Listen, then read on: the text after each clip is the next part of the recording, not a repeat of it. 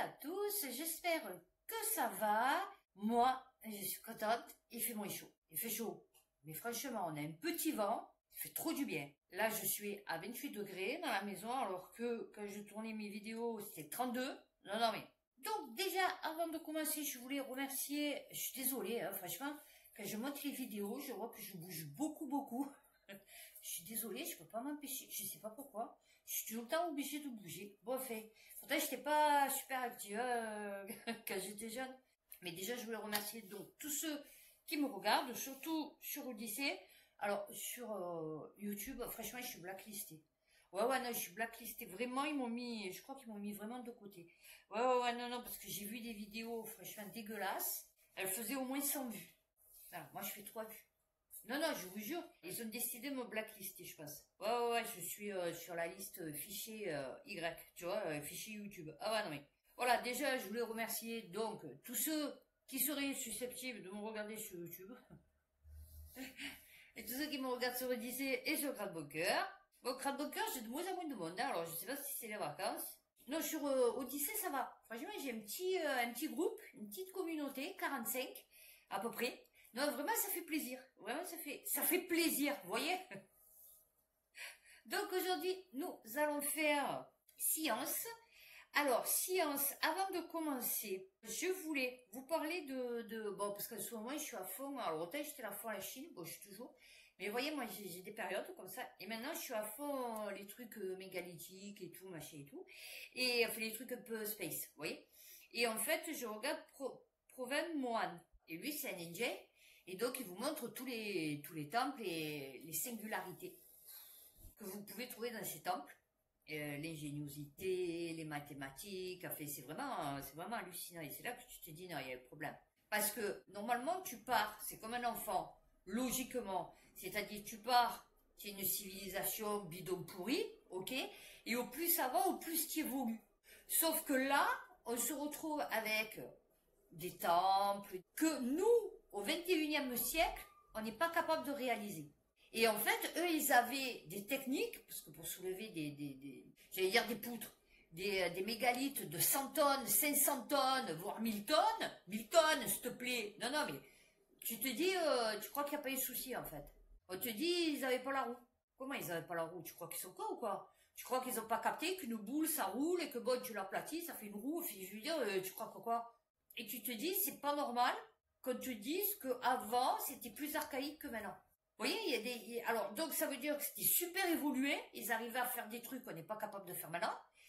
Après, trou noir, et après, on revient au temps moderne, c'est ça?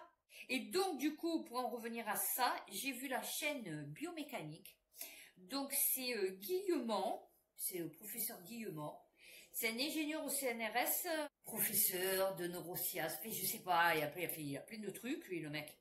Et en fait, il a expliqué que en fait, le Big Bang, c'est pas l'origine de notre vie, d'accord? Ce sont juste genre 2 univers qui se sont télescopés, je sais pas quoi, enfin bon, voilà. Que le temps n'existe pas, que ton passé ne détermine pas ton futur. En fait, c'est les pensées de la conscience qui modifient le présent. Mais le futur a plusieurs choix possibles, mais il existe déjà. Super intéressant. Non, franchement, super intéressant. Je me suis écouté ça.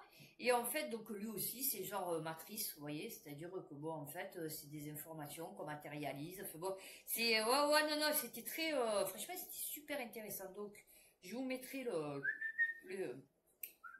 screenshot. Ouais, je me trouve sur ce... Donc, je me suis regardé ça. Ouais, non, je regarde quand même des trucs assez poussés quand même.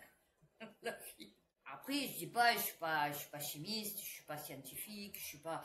Mais tu peux quand même te faire un avis sur ce que tu lis, ou ce que tu entends. Tu vois, par exemple, Zahi Hawass, tu sais que c'est un escroc, le mec. Donc, du coup, tu préfères mieux écouter, comme je suis en train d'écouter là, de regarder Uncharted X. On va commencer, donc j'ai essayé de ranger cette fois-ci. On va partir sur de la Chine. On va partir sur des trucs super rigolos, hein, comme d'habitude. Et à la fin, je parlerai de trucs, voilà, de découvertes de créatures et de ce qui se passe au Brésil aussi, qui est, on va dire, positif. Hein, voilà. On va essayer de terminer par des notes positives. Par contre, science, ça marche bien, moi, sur Odyssée. Hein. Vraiment. Je fais 46 vues. Non, c'est vrai, non, franchement, ça marche bien. Après, je pense que je dis pas de la merde. Donc, bon, après, j'ai lu des articles, mais je pense que mes réflexions ne sont pas cons quand même. Donc, je pense que c'est quand même intéressant de m'écouter. Voilà. Donc, je fais beaucoup de grimaces aussi, hein, dans mes vidéos. On ne se refait pas. Alors, phrase info. La présence de face dans l'alimentation pourrait devenir le prochain scandale, prévient Génération Future.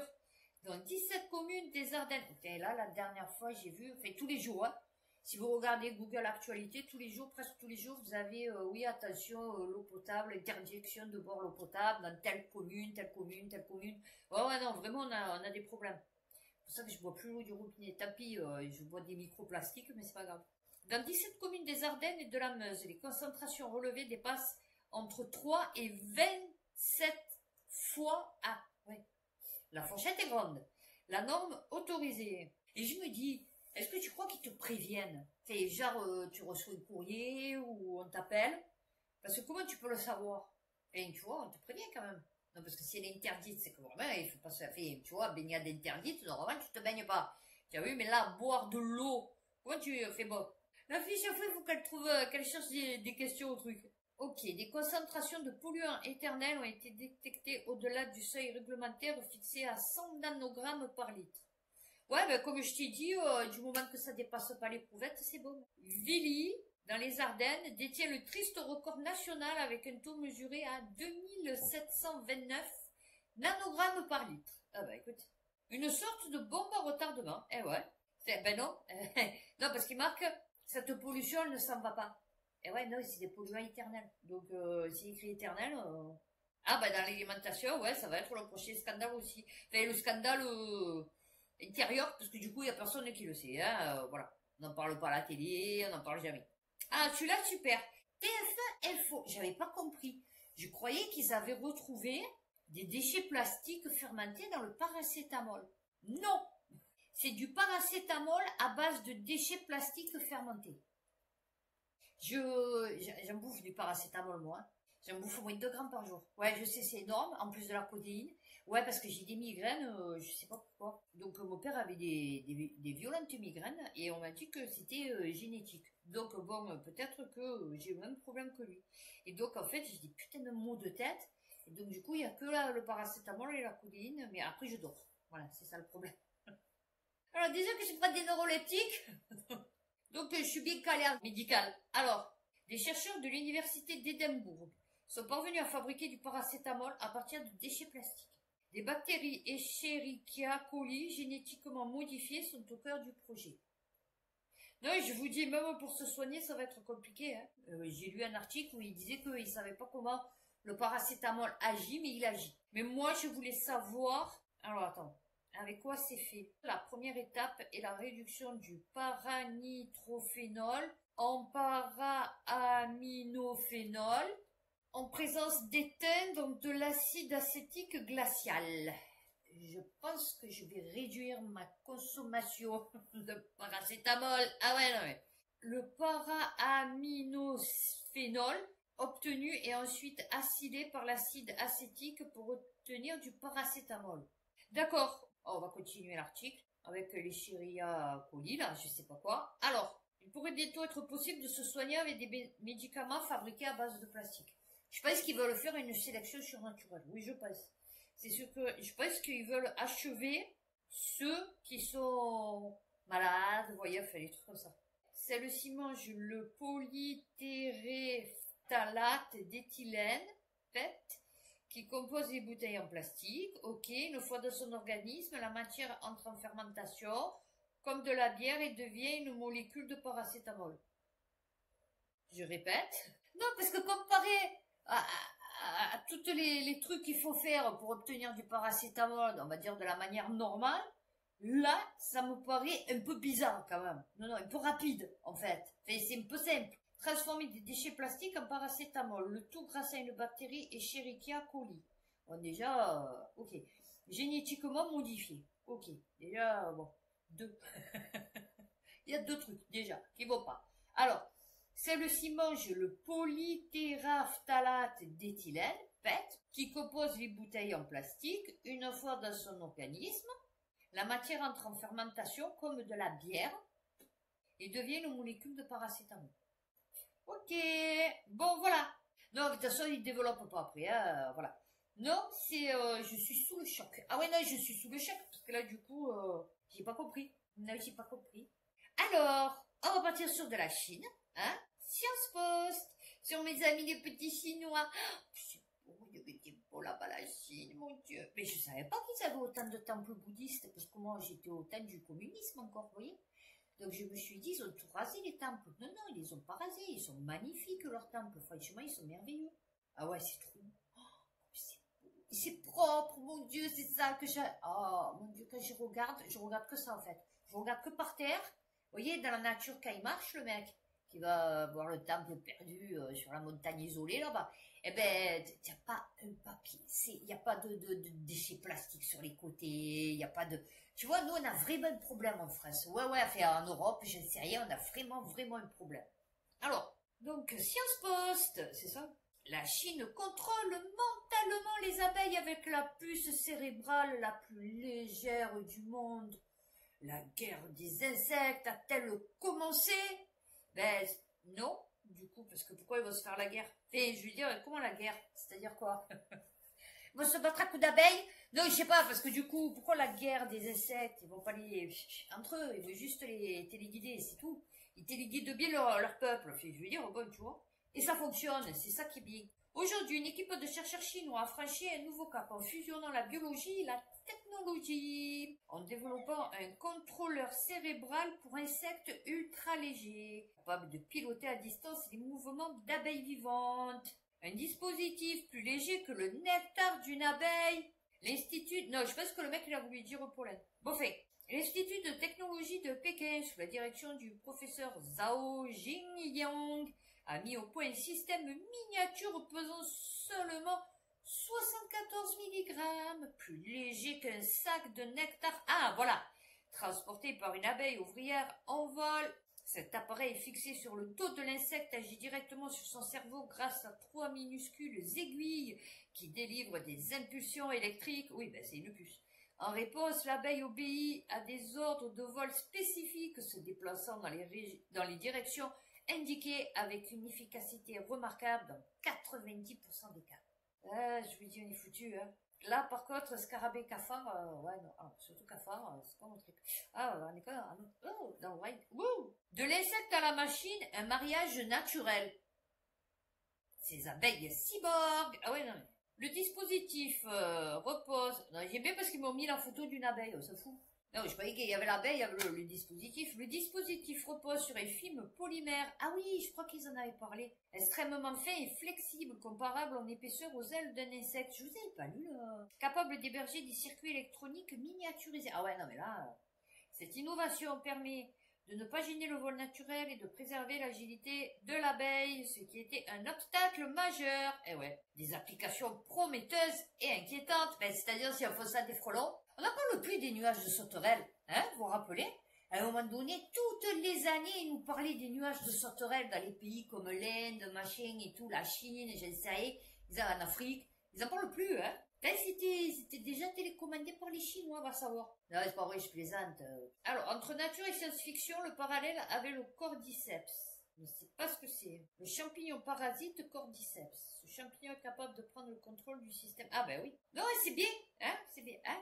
Magnifique. Ah ouais, non. Super rassuré, hein. Voilà. L'Automobile Magazine. La Chine explose tous les codes de la voiture électrique. Ah non, mais je vous dis. Alors là, ils montraient, ben justement, tel Japon.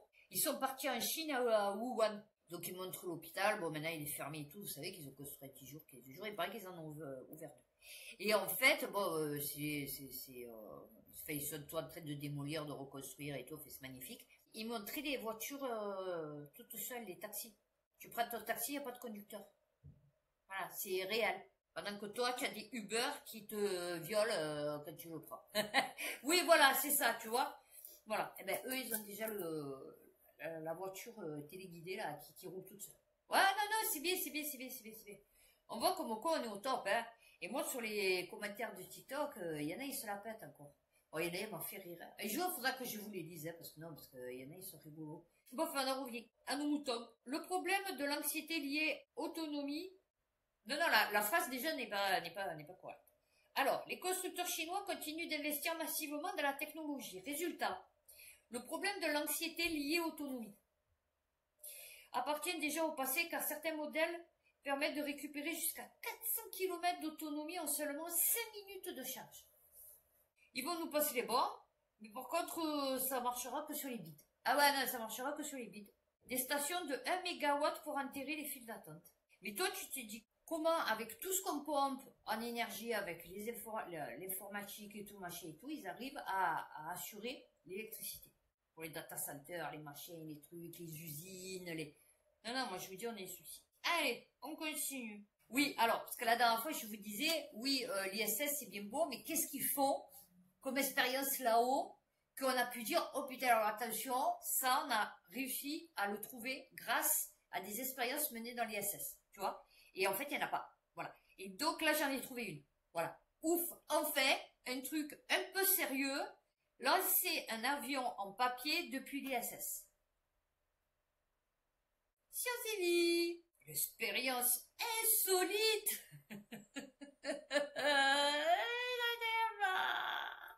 D'une équipe de chercheurs ouvre à une nouvelle manière d'aborder l'espace. Non, je vous jure, des fois, je me dis, what the fuck. Ouais, non, des fois, je me dis, what the fuck. Et des fois, je me dis, on n'a pas fusionné avec un autre univers.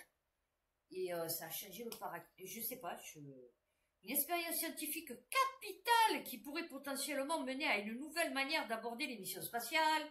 Non, non, alors attendez. Non, je suis là, limite rire nerveux, larmes, désespoir. Oui, non, non, mais récemment une étude parue dans la revue Acta Astronautica présente les conclusions autour d'une expérience mettant en scène un avion en papier lancé depuis l'espace, une grande première. Alors, attendez, à partir d'une feuille A4, 21 cm de large sur 29,7 de long. Oui, non, parce qu'il t'explique le format 4, ce que c'est. Voilà. Non, parce que là, tu es quand même sur Science et Vie. Donc, logiquement, tu sais ce que c'est un format 4. Ok. Depuis la Station Spatiale Internationale. Non, c'est encore plus pathétique. Bien entendu, cela s'est fait depuis la Terre en simulant le lancer, l'orbite de l'avion en papier, son orientation et aussi la chaleur qu'il devrait endurer lors de son entrée atmosphérique. C'est une blague à Toto, c'est quoi? C'est un prank? Non, parce qu'ils ont rajouté de l'aluminium, quand même. Non, putain, tu vois, tu m'as cassé le délire. Je croyais qu'on avait fait enfin une découverte depuis l'ISS. Et non, c'est une simulation depuis la Terre. Que ce que ça aurait donné d'envoyer un avion en papier, non, non, je vous jure, on a un problème, recouvert d'un alliage aluminium pour le comportement de leur appareil volant, pour l'observer, pour voir ce que ça allait donner. Mais putain, ça fait 35 ans qu'on est dans l'espace.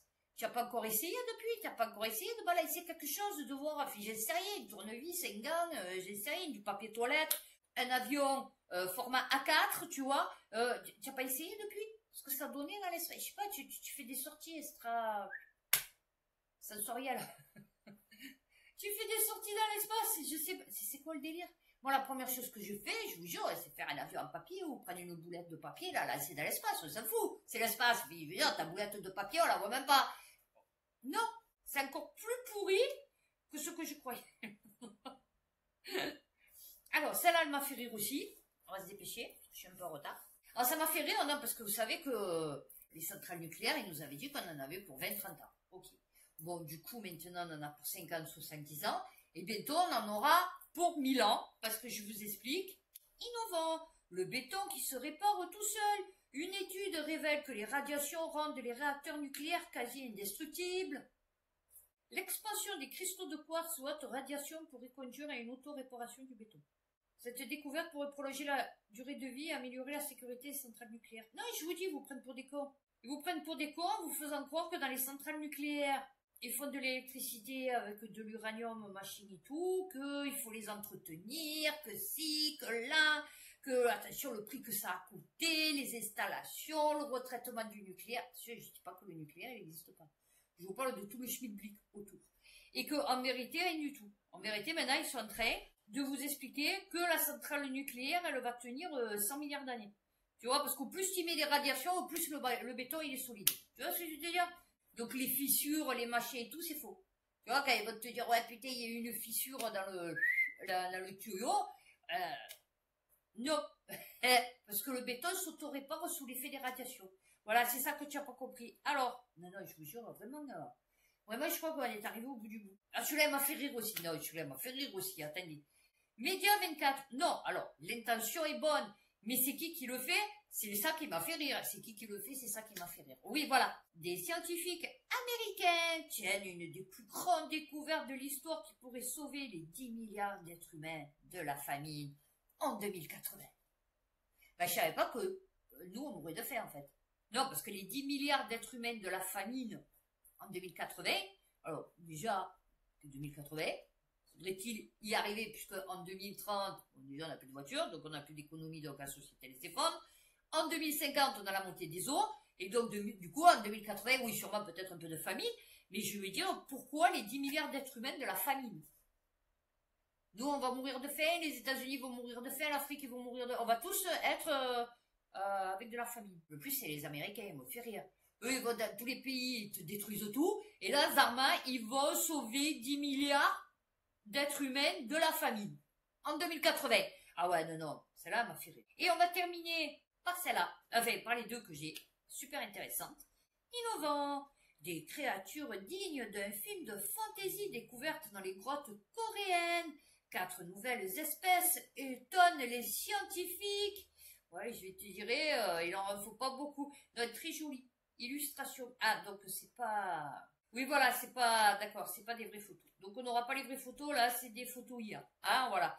Donc bon, alors, logiquement, peut-être d'après les descriptions, lui, c'est pas fiché parce qu'ils disent qu'ils ont une tête de dragon. Donc lui, il a foutu une tête de dragon. Non, mais il a raison. Bon, par contre, Scorpion, il manque le piou-piou à la fin. Bah, fait bon. Des chercheurs ont révélé l'existence de 4 nouvelles espèces de pseudo-scorpions, des créatures intrigantes aux allures de dragons, découvertes dans les profondeurs mystérieuses des grottes montagneuses. Bon, je verrai si je trouve des vraies photos, parce que du coup, là, c'est des images générées par l'IA. Ces créatures vivent dans les grottes des montagnes de Taebaek et Sobek, un habitat encore largement inexploré. Oh là là, si tu savais tous les coins de la Terre qui sont inexplorés, mais c'est hallucinant. Ces créatures qui ressemblent à des dragons miniatures ont été trouvées dans les grottes de montagnes reculées, révélant un monde caché d'araignées fascinantes. Bon, alors, précieux de l'évolution. Non, ça n'existe pas. Voilà, la théorie de l'évolution n'existe pas. Oui, d'ailleurs, le mec dans ma vidéo, là, que je vous ai dit, la biomécanique, il explique. Il dit, alors, la sélection naturelle, oui, mais par contre, tout ce qui est évolution, mutation, fait comme quoi ça évolue, machin, la théorie de l'évolution, c'est faux. Voilà, donc il a dit, sur 100%, il n'y a que 25% qui est juste. Voilà. Alors, de 2 à 8 mm, ah oui, c'est petit. Ah, se distingue par l'absence de queue venimeuse. C'est pour ça que je disais, il n'y avait pas le petit piou-piou à la fin. Joue un rôle essentiel dans l'écosystème en contrôlant les populations de petits insectes. Et ouais, c'est ça le problème. Et là, j'y suis là, magnifique, pour une fois, qu'on a aussi une bonne nouvelle. Le monde, au Brésil, le peuple indigène qui replante sa forêt. Bientôt, les arbres vont repousser et avec leur ombre, les animaux reviendront aussi. Depuis 2023, des Maxakali dans l'état de Minas Gerais se forment à l'agroforesterie avec l'objectif de restaurer la forêt atlantique dont il ne reste plus que 24% de sa superficie d'origine. S'attaque aux hautes herbes qui ont englouti bananiers, anacardiers, roucouliers et pois d'Angole, plantés sur la pente d'une colline de la vallée de Mucuri, un vaste territoire recouvert de prairies situé dans le nord-est de Minas Gerais, dans l'est du Brésil. Alors, ce peuple autochtone de 2629 personnes, surtout connu pour ses chants rituels et sa capacité à préserver sa langue. Oula, ah ouais, c'est pour ça. A entrepris le reboisement de son territoire autrefois recouvert par la forêt atlantique, soutenu par l'équipe de chercheurs de l'Institut Opaoka, spécialisé dans les... Oh, ben la dernière fois, j'ai regardé les îles Marquises. Ouais, aucun rapport à la choucroute. Et le mec, c'est... il est moitié-moitié. Et en fait, il a repris les tatouages et tout sur Arte. Non, très bien. Et grâce à un financement public de 8 millions de reais, 30 membres de la communauté se forment aujourd'hui à l'agroforesterie. Contactés pour la première fois par les colons portugais du XVIe siècle, les Maxakali, qui se désignent eux-mêmes comme les Tikmuhun, d'où hommes et femmes, étaient autrefois constitués de plusieurs groupes qui parcouraient librement la forêt, la riche forêt tropicale du sud de Bahia et de l'est de Minas Gerais, dont ils dépendent toujours pour leur subsistance. Mais l'avancée de la colonisation, oui, conjuguée au conflit avec d'autres peuples autochtones, ben oui, à cause de la colonisation. Oui, non mais parce que, voilà. Voilà, et ben voilà, ils replantent leur forêt. Non, c'est bien qu'on ait quand même de bonnes nouvelles, hein, dans ce monde dégueulasse. Bon ben voilà, j'ai terminé Science, j'espère que vous avez quand même passé un bon moment, que cela vous a intéressé. Prochaine vidéo, France. Oh, France, tout ce que j'ai à faire, je sais pas comment je vais faire. Bon fait. Et si vous voulez me suivre, n'oubliez pas de venir me voir sur Endedra, hein, E-N-D-E-D-R-A sur TikTok. Franchement, je poste des vidéos, ils aiment bien les gens, et surtout les rageux et les racistes. Donc, ils viennent me mettre plein de commentaires, ce qui fait que ça les met en avant. Et là, ma dernière vidéo, je crois qu'elle a fait encore 14 000 vues. Enfin bon, voilà. Donc, si vous voulez me suivre, vous pouvez venir sur TikTok. Et puis, vous verrez mon chien aussi. Ah bah oui, non, parce que je mets mon chien aussi. Ah oui, non, je mets un peu tout. Ah ouais, non, je mets un peu tout ce qui me passe par l'esprit. Ah oui. Et voilà. Donc, d'ici ma prochaine vidéo, prenez soin de vous, faites attention à vous. Et puis, à bientôt pour une prochaine vidéo.